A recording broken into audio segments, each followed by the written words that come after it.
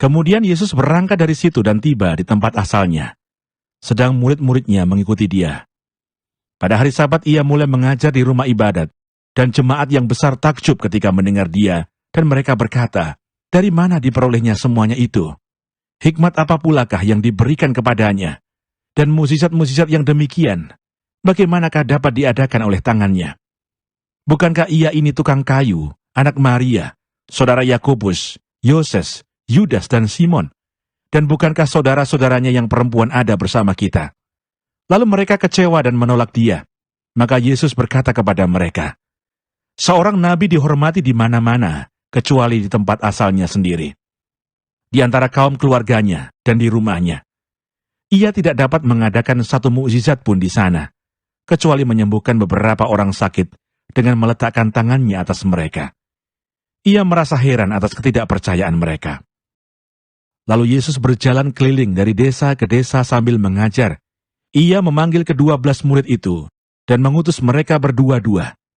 Ia memberi mereka kuasa atas roh-roh jahat dan berpesan kepada mereka supaya jangan membawa apa-apa dalam perjalanan mereka, kecuali tongkat, roti pun jangan, bekal pun jangan, uang dalam ikat pinggang pun jangan.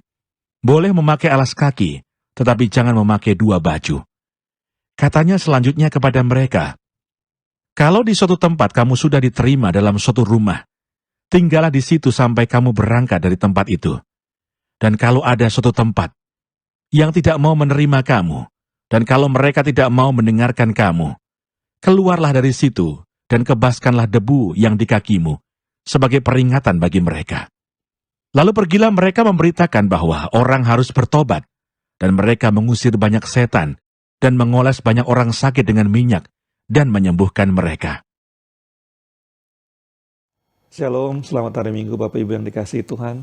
Sebelum kita mulai dengan firman Tuhan, mari kita berdoa.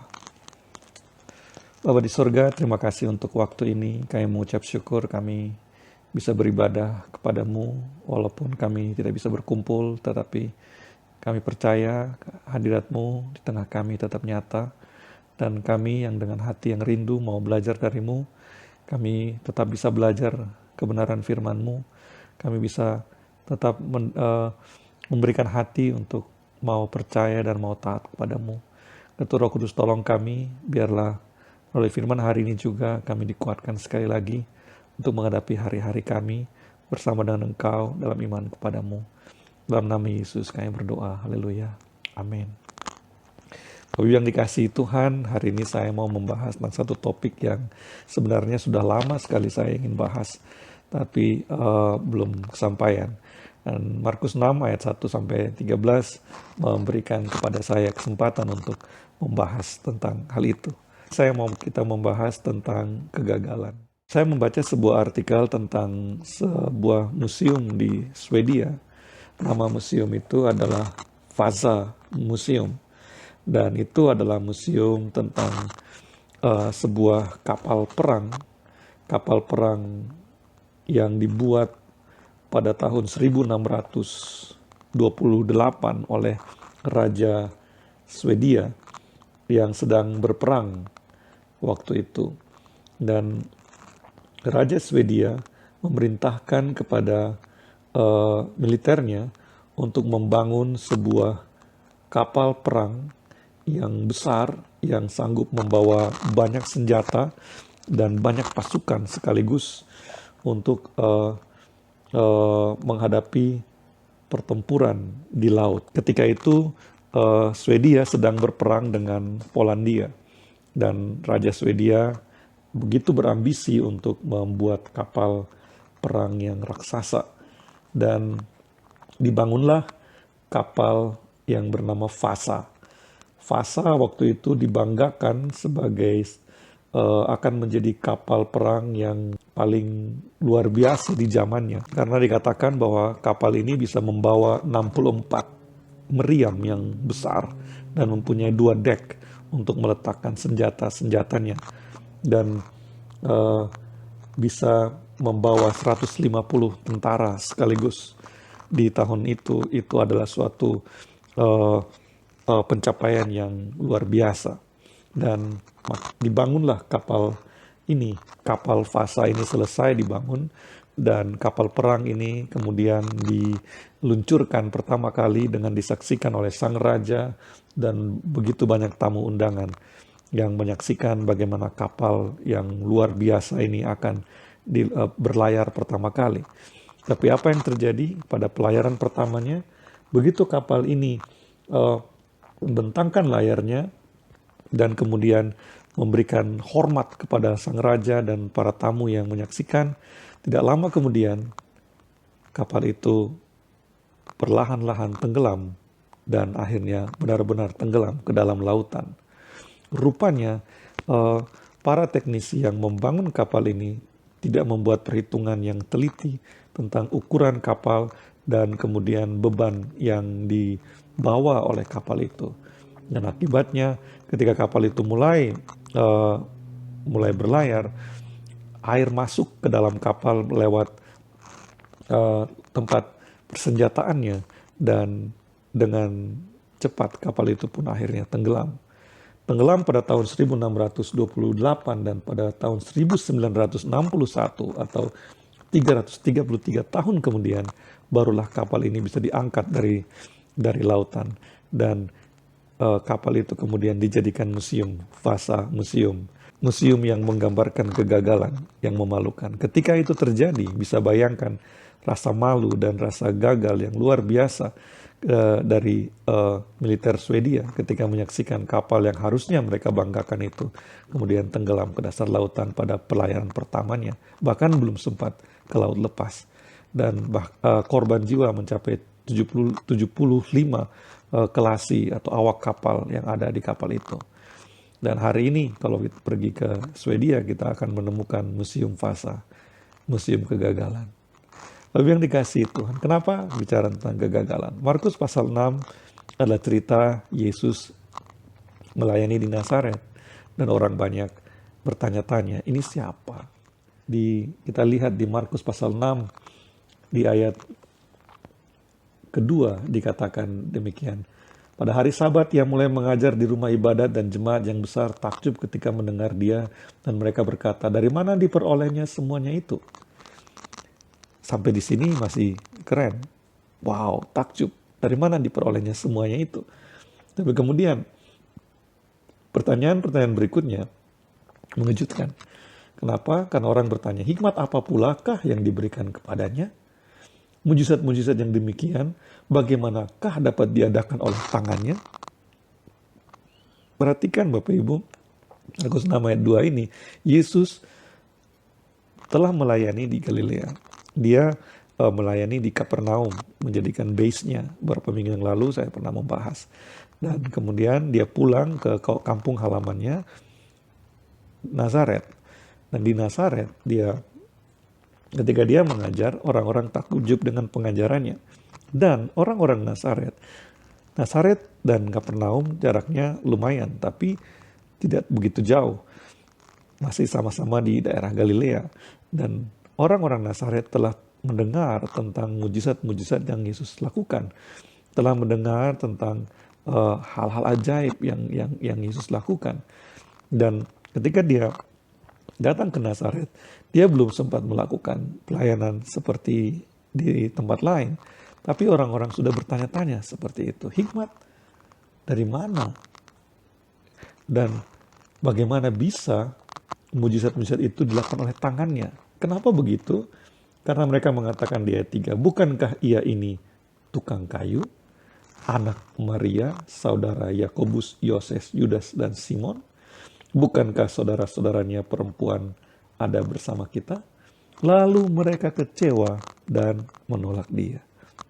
Bapak Ibu yang dikasihi Tuhan, orang Yahudi biasanya menyebut seseorang ketika membicarakan tentang asal-usul seseorang akan menyebut nama ayahnya, anak. Jadi Yesus, orang akan menyebut dia anak Yusuf. Tapi di dalam ayat 3 ini dikatakan, bukankah dia ini tukang kayu, anak Maria? Tukang kayu adalah pekerjaan yang tidak rohani, beda dengan ahli Taurat. Dan anak Maria, frase anak Maria mengimplikasikan suatu pertanyaan tentang siapa Yesus, asal-usul keluarga Yesus. Bahkan ada yang mengatakan itu cenderung menghina dengan menyebut dia sebagai anak Maria dan bukan anak Yusuf. Saudara-saudaranya dikenal oleh orang Nazaret, saudara-saudaranya perempuan menikah dengan sebagian jemaat yang ada di situ, kenal siapa suami dari saudara-saudara perempuan Yesus, dikatakan seperti itu. Dan mereka kecewa, lalu menolak Yesus. Bapak Ibu yang dikasihi Tuhan, kalau kita baca tentang cerita Injil, kita biasanya terfokus pada peristiwa-peristiwa mujizat yang Yesus lakukan. Kita suka membahas tentang mujizat-mujizat yang Yesus lakukan. Tapi Markus pasal 6 ini sebenarnya adalah kali ketiga Markus mencatat kegagalan yang Yesus hadapi. Memang tidak bisa dikatakan Yesus gagal, tetapi Yesus mengalami penolakan. Yesus mengalami kekecewaan orang terhadapnya.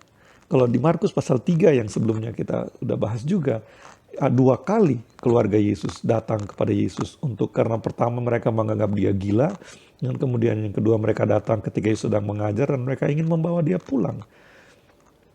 Dan di Markus pasal 6 Yesus datang ke kampung halamannya sendiri dan orang-orang di kampungnya mengenali dia.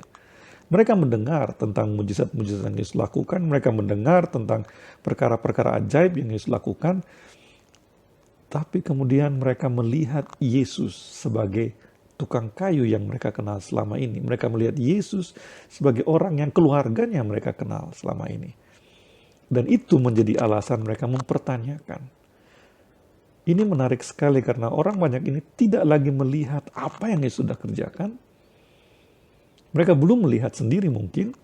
Sebagian besar mereka dengar dari orang-orang yang bercerita tentang pelayanan Yesus. Tapi mereka memutuskan untuk menolak Yesus. Mereka kecewa dan menolak dia. Memang kita tidak bisa mengabaikan juga propaganda dari para pemimpin agama, ahli-ahli Taurat yang kemana-mana mengikuti Yesus dan mereka telah menuduh Yesus sebagai Beelzebul, melayani dengan kuasa setan. Dan saya rasa di Nazaret pun ada kelompok itu yang menghembuskan berita bahwa ini ajarannya sesat, ini bahaya ini. Tapi ada lebih banyak lagi orang yang mengikuti Yesus yang menceritakan tentang mujizat-mujizat yang dilakukannya. Dan yang menarik adalah faktor penentu untuk orang Nazaret memilih percaya kepada yang mana adalah faktor bahwa mereka mengenal Yesus dan keluarganya. Orang banyak bercerita tentang keajaiban yang Yesus lakukan, dahsyatnya pelayanan Yesus. Orang yang lain pemuka agama bercerita tentang ketidaksetujuan mereka tentang Yesus. Dan orang Nazaret memilih untuk menolak Yesus karena mereka kenal sebagai tukang kayu.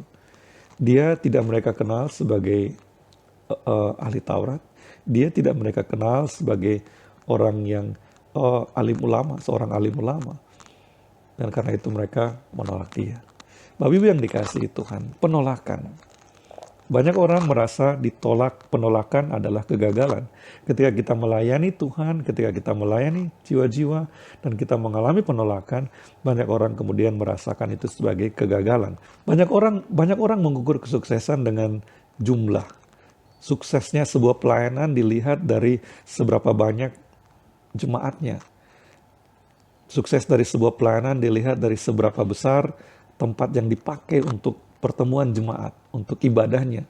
Sukses dari sebuah pelayanan dilihat dari seberapa diberkatinya gembalanya, pendetanya.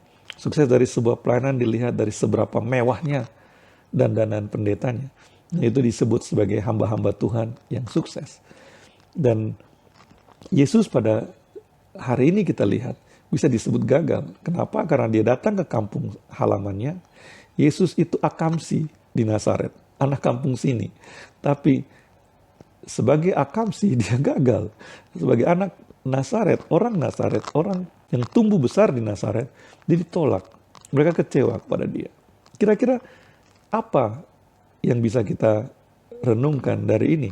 Di dalam kehidupan kita, ketika kita melayani Tuhan, kita harus tahu bahwa ukuran keberhasilan pelayanan kita bukanlah pada hal-hal statistik yang dibuat oleh manusia. Ukuran keberhasilan kita bahkan bukan pada penerimaan orang terhadap kita. Yesus sendiri ditolak. Mereka kecewa, dikatakan. Mereka kecewa dan menolak dia. Kalau terhadap Yesus saja, orang bisa kecewa dan menolak. Apalagi terhadap saya, hamba Tuhan yang bodoh dan kecil seperti ini. Bapak Ibu yang dikasihi Tuhan. Yesus kemudian bicara tentang seorang nabi dihormati di mana-mana kecuali di tempat asalnya. Perikop ini kemudian dilanjutkan dengan cerita Yesus mengutus 12 murid pergi berdua-berdua untuk melayani. Dan Yesus mengutus mereka dengan mengatakan bahwa mereka jangan membawa apa-apa dalam perjalanan mereka kecuali tongkat. Roti pun jangan, bekal pun jangan, uang dalam ikat pinggang pun jangan. Boleh memakai alas kaki tapi jangan memakai 2 baju. Ini adalah misi yang luar biasa. Mereka harus melangkah dengan iman untuk melakukan misi ini. Yesus telah memberikan mereka kuasa atas roh-roh jahat. Mereka harus pergi melangkah dengan iman. Tapi ada satu ayat, Bapak Ibu, yang saya mau kita bahas. Di ayat 10, Yesus mengatakan selanjutnya kepada mereka, kalau di suatu tempat, kamu sudah diterima dalam suatu rumah, tinggallah di situ sampai kamu berangkat dari tempat itu. Dan ayat 11, dan kalau ada suatu tempat yang tidak mau menerima kamu, dan kalau mereka tidak mau mendengarkan kamu, keluarkanlah dari situ dan kebaskanlah debu yang di kakimu sebagai peringatan bagi mereka. Bapak Ibu yang dikasihi Tuhan, tema kita hari ini adalah kegagalan, atau mungkin penolakan. Yesus ditolak di Nazaret, di kampungnya sendiri, walaupun sebagai akamsi dia ditolak oleh orang di Nazaret. Dan kemudian Yesus mengutus murid-muridnya berdua-berdua untuk pergi melayani. Tapi ketika mengutus mereka, Yesus menyiapkan mereka untuk penolakan. Di ayat 11 tadi, Yesus menyiapkan murid-murid untuk siap menghadapi penolakan ketika mereka melakukan pelayanan. Bapak Ibu yang dikasihi Tuhan, apa artinya ini? Ini adalah pesan yang nyata sekali dan tegas sekali kepada kita. Bahwa ketika kita melayani Tuhan, kita harus siap untuk mengalami penolakan. Ketika kita melayani Tuhan, bahkan kita harus siap untuk mengalami kegagalan dalam tanda kutip. Orang bisa mengejek, wah pelayanan macam apa itu? Jumlahnya cuma jumlah segitu kok bangga-bangganya gitu. Atau bahkan ada yang bilang, jemaatnya kecil kayak gitu kok sombong banget, percaya diri banget masih bisa khotbah kayak gitu.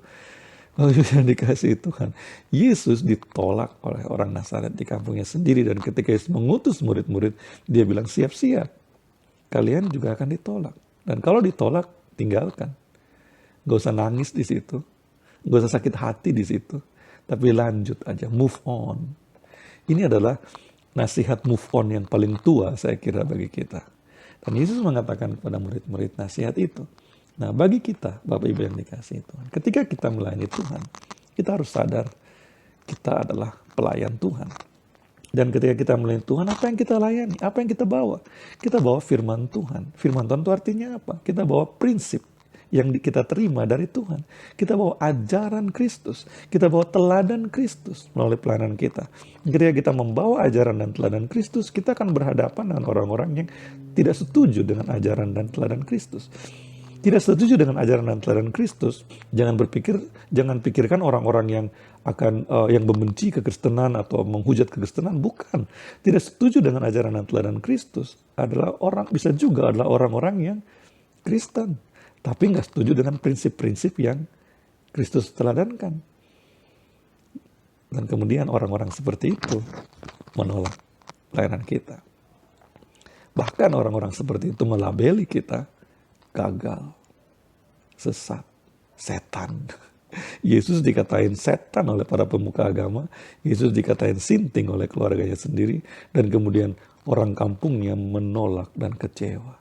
Haleluya. Karena itu Bapak Ibu yang dikasihi Tuhan, ketika kita mengikuti Tuhan, kegagalan adalah bagian dari kehidupan kita. Penolakan adalah bagian dari kehidupan kita. Ketika kita mengalami kegagalan, ketika kita mengalami penolakan, dunia tidak berakhir di situ bagi kita. Ketika kita mengalami penolakan, Yesus mengatakan move on. Udah, tinggalkan. Gak usah urus orang-orang seperti itu. Orang-orang yang menolakmu gak usah urus. Yesus bilang pada murid-murid, lanjut aja. Di Nazaret juga Yesus tidak menangisi penolakan orang Nazaret. Dia lanjutkan perjalanannya. Dan dia bilang, ya udah, aku nggak diterima di sini. Dia tidak melakukan mujizat apa-apa di sana, dan dia melanjutkan perjalanannya.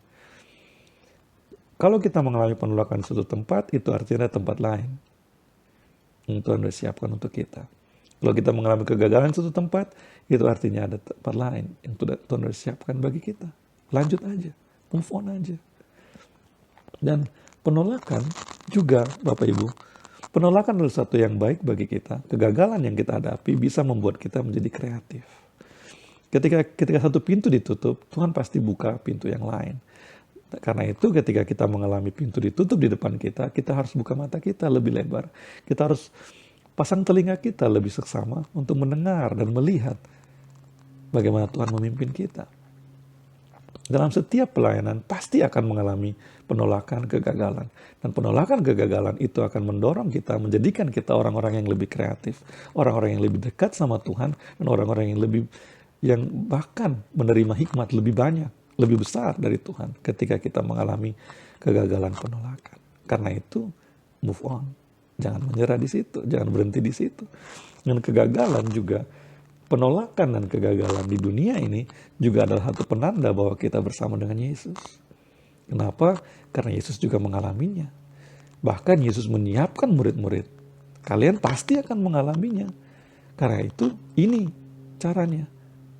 Kalau ada yang menolak, kebaskan debu di kakimu dan lanjutkan perjalanan. Bapak Ibu yang dikasihi Tuhan, kita hidup di zaman di mana keadaannya susah sekali. Mungkin apalagi bagi pelayanan. Keadaannya tidak biasa dan kita harus bersandar kepada Tuhan.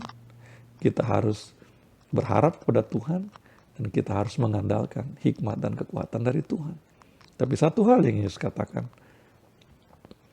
jangan tenggelam dalam kekecewaan. Jangan tenggelam dalam kesedihan. Jangan masukkan ke hati. Kalau kita baca Markus pasal 6 ini dengan teliti, Yesus tidak masukin ke hati sama sekali penolakan dan kekecewaan orang Nazaret itu kepadanya. Dia cuma bilang, ya wajarlah. Nabi nggak diterima di kampungnya sendiri gitu ya. Bapak Ibu yang dikasihi Tuhan. Ketika kita melayani Tuhan, reward kita dari Tuhan, prinsip yang kita bawa adalah prinsip dari Tuhan, prinsip-prinsip ajaran teladan Tuhan, karena itu reward kita dari Tuhan. Dan karena itu, jangan masukkan ke hati kata-kata dunia yang menolak dan melabeli kita macam-macam. Move on aja, tetap pelayanan. Kenapa? Karena kalau Tuhan yang mengutus kita, Tuhan yang memberikan otoritas kepada kita, Tuhan yang memberikan kuasa kepada kita, Tuhan yang memelihara hidup kita, Tuhan yang akan menjaga kita, dan Tuhan pula yang akan memberikan reward, upah yang sepadan bagi kita. Haleluya. Mari kita berdoa. Bapa di surga, tolong kami, biarlah kami mencernakan firman ini, dan kami merenungkannya dengan lebih mendalam, dan kami mau hidup dalam kekuatan dan hikmat dan kasih-Mu Tuhan. Biarlah melalui hidup kami Tuhan, nama Tuhan dimuliakan. Melalui hidup kami boleh membawa kasih Kristus sampai ke ujung bumi. Walaupun kami mengalami kegagalan dan penolakan di sana sini, tapi kami tidak menyerah, kami tidak putus asa, kami tidak kecewa, tapi kami maju terus.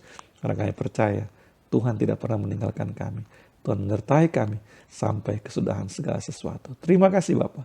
Dalam nama Yesus. Haleluya. Amin.